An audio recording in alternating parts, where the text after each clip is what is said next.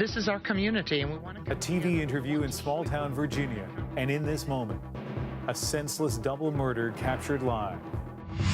Good evening, I'm Ian Hanamansing, and this is The National. We heard screaming, and then we heard nothing. 2 journalists are dead. Now the camera is rolling on why. Desperation defies borders as Europe faces the worst refugee crisis since the Second World War. We have big problem in Middle East. They must help us. Long, hard, and incredibly close. A look at the party's 3-way fight for a knife's edge lead in the polls.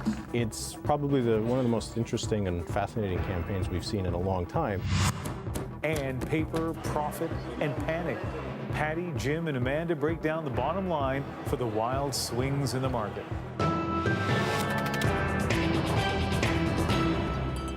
The issue of gun violence in the U.S. emerged again today in one of the most public and horrific ways you could imagine.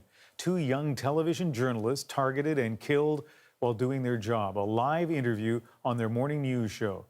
Reporter Allison Parker was just 24 years old, described as an enthusiastic reporter doing what she loved. Cameraman Adam Ward was 27, remembered for doing whatever was needed with a smile and with grace. They're the focus of Bonnie Allen's story tonight, in which we warn you there are disturbing images and audio. We want the people that come It was 6:45 this morning. A young reporter in Virginia was performing a feature interview about tourism at a local water park. Then, live on air, shot after shot from a semi-automatic pistol. Hey everyone, I'm Allison Parker. 24-year-old Allison Parker and 27-year-old cameraman Adam Ward were killed on scene. Ward's fiancée, a producer, watched it live from the control room. Other on-air colleagues continued to report and grieve. I think we're all in a state of shock here. You can hear people behind us in the newsroom crying. I mean, it's just really hard to... We're holding it back too. The Chamber of Commerce official being interviewed survived a gunshot wound in the back. As Ward fell to the ground, his final act capturing this shot. The gunman, 41-year-old Vester Flanagan, a reporter who was fired by the TV station 2 years ago over his angry outbursts. He complained it was racial discrimination. We had to call the police to escort him from the building.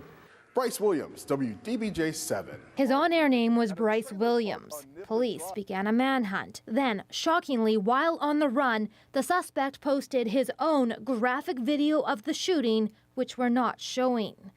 But just before, it reveals cold calculation. Flanagan stands gun in hand for 20 seconds, waiting for the camera to pan back so the shooting would be captured live. Hours later, he tweeted about his victims. He accused Parker of making racist comments. The station manager says his complaints were fabricated. Vester was an unhappy man. 4 hours after the shooting, is this our guy? They got a body, get back. Authorities chased the suspect down on a major interstate. Officers then approached the vehicle and found the lone occupant had suffered a self-inflicted gunshot wound. Flanagan died in hospital. Now the community and its local TV station begin to mourn. That includes this news anchor who dated Allison Parker. She was so natural with strangers and with the public that adored her. ABC News says it received a 23-page fax from a person named Bryce Williams just hours after the shootings. It said he was a human powder keg just waiting to go boom. And his tipping point, it said, was the recent racially motivated shootings at a black church in South Carolina. In an expression of condolence, a White House spokesperson urged Congress once again to look at the issue of gun control. Ian? Thanks, Bonnie.